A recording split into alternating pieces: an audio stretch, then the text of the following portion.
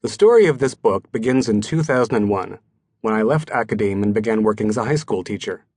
In the process of trying to plan the first semester of a U.S. history survey, I made a curious discovery after generating a slate of movies I planned to show over the course of the fall semester.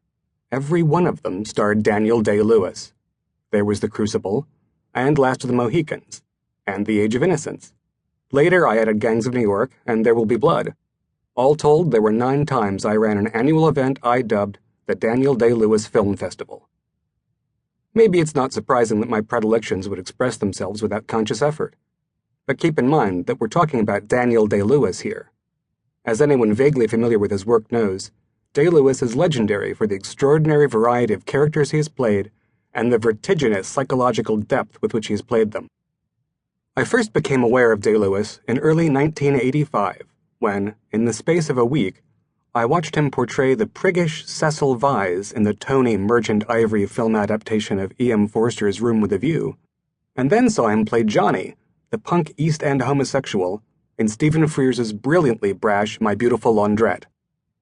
Day-Lewis went on to have a distinguished career, winning an Academy Award for his portrayal of the handicapped Irish poet Christy Brown in My Left Foot in 1989. But between 1988 and 2007, he played a string of American figures that ranged from a 17th century Puritan to a 20th century art collector. What could this mean, I wondered? Every year, like clockwork, I watched these films again with my students, marveling at the inexhaustible nuances of Day-Lewis's performances.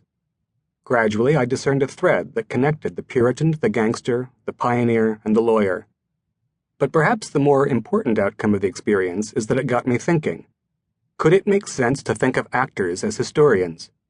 That people in the process of doing a job whose primary focus was not thinking in terms of an interpretation of the past were nevertheless performing one? And in that doing so repeatedly over the course of a career, they would articulate an interpretive version of American history as a whole? Of course, such people are aware of when they're dealing with historical situations, or contemporary situations with historical resonances, and may make real effort to exercise historical imagination as part of their work. But that's the point. It's part of their work. We all understand that there are many people out there who do history without writing books, archivists, curators, and of course filmmakers, including documentarians as well as writers and directors of feature films, who work consciously and conceptually to craft an interpretive experience for their audiences.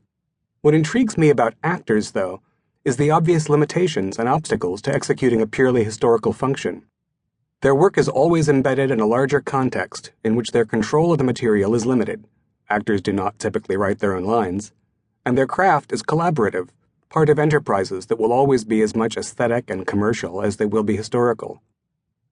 Now, I must acknowledge that there is less to the distinction I'm making than meets the eye. Archivists, curators, and documentary filmmakers also labor under limitations of various kinds. They collaborate. They embark on enterprises that are very often aesthetic and commercial too. They can't afford not to. So do academic historians.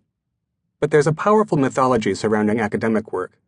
A mythology that extends, for example, to procedures for hiring and promotion at research universities, that suggests scholarship should exist outside such considerations, that it has its own intrinsic value and should be pursued independently of them.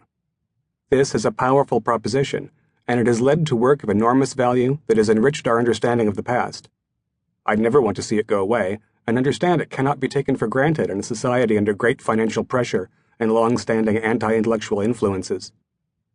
But I'm after something a little different, to apprehend the way history is absorbed into the fabric of everyday life. Messy, fragmented, more suggestive than direct. In the words of one scholar who has compared cinematic history with more traditional kinds, its point is not to have a point, but to point. In the ensuing pages I follow such cues, tracing sometimes faint and always contestable master narratives as they emerge in bodies of work. To keep listening to this audiobook for free, click the link in the description. It will take you to a free Audible trial where you can listen to this and many other books for free for 30 days.